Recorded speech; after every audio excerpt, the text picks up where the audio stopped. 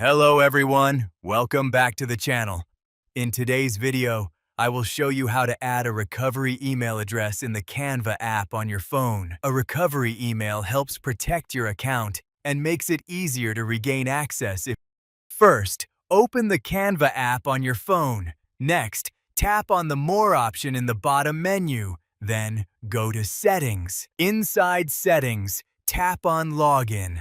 Then, scroll down slowly until you see the Recovery Email Address option.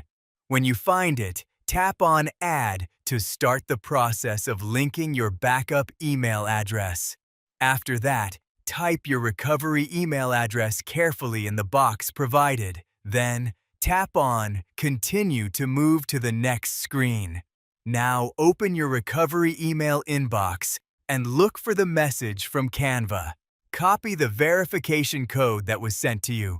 Return to the Canva app and enter the code in the required field.